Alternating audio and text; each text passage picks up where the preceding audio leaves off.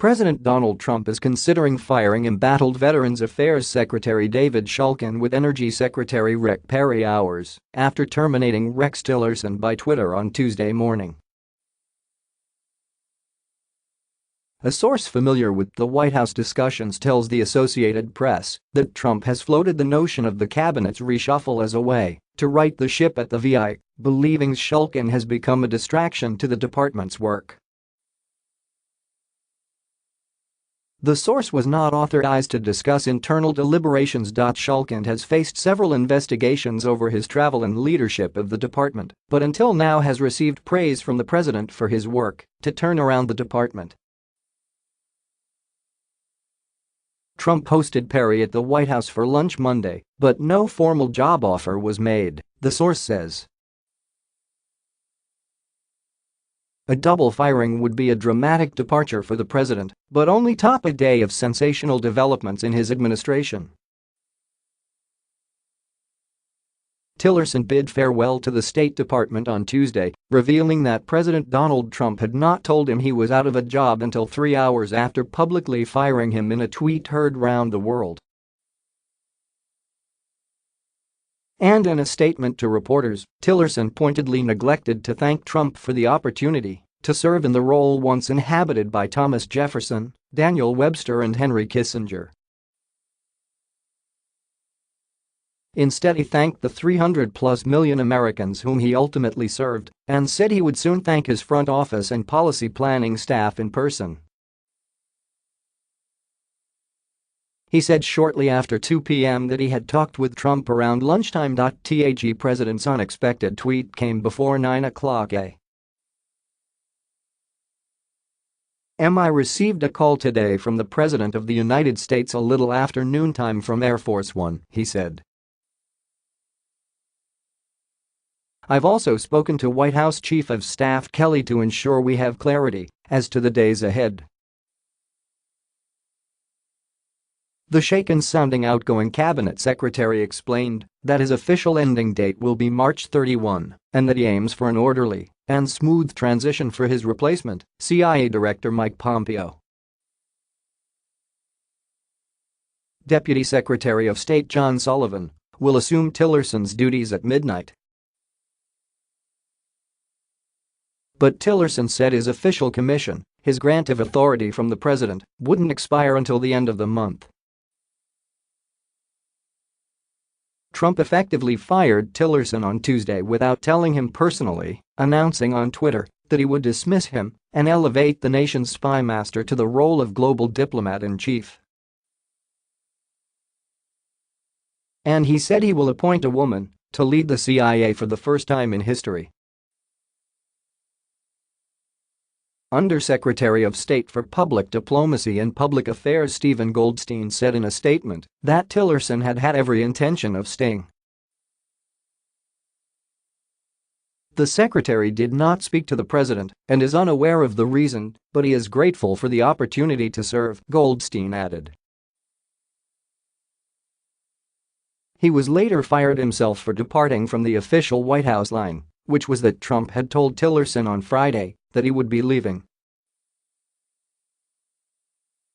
Tillerson's last public act had been firmly blaming Russia for the poisoning of a former spy and his daughter, which the White House had pointedly avoided saying was carried out by Vladimir Putin's government. As he left the White House for a trip to California, Trump told reporters that he and Tillerson had been talking about this for a long time, but that he made the decision by myself. We disagreed on things, Trump said, citing the Obama-era nuclear agreement with Iran. I think Rex will be much happier now, he declared. We were not really thinking the same. With Mike Pompeo, we have a very similar thought process. I think it's going to go very well. Trump made no mention of the most notorious tussle between him and Tillerson when the Secretary of State was reported to have called the president a effing moron, then refused to deny it. The State Department said Tillerson only learned of his termination when he read Trump's tweet on Tuesday morning. Two senior department officials said Tillerson received a call from John Kelly, Trump's chief of staff, on Friday, but was only told that there might be a presidential tweet that would concern him. Kelly didn't tell Tillerson what the tweet might say or when it might actually publish, according to the official, who wasn't authorized to speak publicly on the matter and demanded anonymity. Tillerson had told reporters on his plane he had cut short his trip by one night because he was exhausted after working most of the night 2 nights in a row and getting sick in Ethiopia. There were no obvious signs from his behavior or his aides on the plane that his departure was imminent. "I felt like, look, I just need to get back," Tillerson said. Instead he was fired and left to spend time with his wife, Brenda Street. Claire, who had told him to take the job when he was reluctant to himself. He had revealed last year how when Trump offered him the role, "I was going to the ranch to be with my grandkids." Instead, his wife shook her finger in his face and told him, "I told you God's not through with you." But by last week Trump was through with Tillerson instead. One senior White House official said that when Trump made the dramatic and sudden decision last Friday to meet with Kim Jong-un, a decision made while Tillerson was in Africa, and aide asked if Tillerson should weigh in on the matter. Trump said there was no reason to consult him because no matter what the group decided, Tillerson would be against it, the official said. On the White House lawn, Trump gushed that his future secretary Mike Pompeo has tremendous energy, tremendous intellect, "We're always on the same wavelength." The relationship has been very good. The president had tweeted earlier that Pompeo will do a fantastic job. "Thank you to Rex Tillerson for his service. Gina Haspel will become the new director of the CIA and the first woman so chosen. Congratulations to all." Shulkin's departure would be far less significant. He is hanging on to his job by a thread as he faces an insurgency from within the agency and new allegations that he had a member of his security detail go shopping with him at Home Depot and then cart the purchases into his house. Senior administration officials say Shulkin is increasingly on thin ice with President Donald Trump after a bruising internal report found ethics violations in connection with the secretary's trip to Europe with his wife last summer. A political advisor installed by Trump at the Department of Veterans Affairs has openly mused to other VI staff about ousting the former Obama administration official. And a top communications aide has taken extended leave following a secret, failed attempt to turn lawmakers against him. "The honeymoon is ending with a crash that hurts veterans most of all," said Paul Riekhoff, founder and CEO of Iraq and Afghanistan Veterans of America, who has been a close observer of VI for more than a decade. "VI always has bad news, but Shulkin's ethical and leadership failures are still significant, despite any internal attacks." Shulkin also is bracing for an upcoming VI watchdog report, due for release by summer, that focuses in part on whether he used his 24/7 security detail for personal errands. The audit is investigating a complaint by a security staff member who said he was asked to accompany the secretary to a Home Depot and carry furniture items into his home, according to two people familiar with the allegation who requested anonymity to discuss an ongoing investigation. Senior administration officials describe a growing frustration that Shulkin repeatedly ignores their advice, only to beg for their help when he runs into ethical trouble. The officials, who spoke on condition of anonymity in order to describe sensitive internal discussions, say Shulkin has been given a final warning to end the swirl of distractions. The administration is currently seeking to push Trump's agenda of aggressively expanding the Veterans' Choice Program, which major veterans groups worry could be an unwanted step toward privatizing VI healthcare. The issue came to the fore at a White House meeting last week when Chief of Staff John Kelly told Shulkin to stop talking to the news media without clearing it first with the White House and to stay focused on fixing veterans' care. Shulkin was escorted from that meeting to the Oval Office, where Trump questioned him about his efforts to push the choice expansion, which lawmakers are now seeking to include in a massive spending bill that must be approved by next week to avert a government shutdown. With Shulkin present, the president telephoned conservative Pete Hegseth, a Fox and Friends contributor who was vetted in late 2016 for VI secretary, to get his views on how to proceed with the expansion. Hegseth, a former president of the conservative group Concerned Veterans for America, declined to comment for this article. Dan Caldwell, executive director of CVA, lauded the White House focus on choice amid the ongoing controversies involving Shulkin.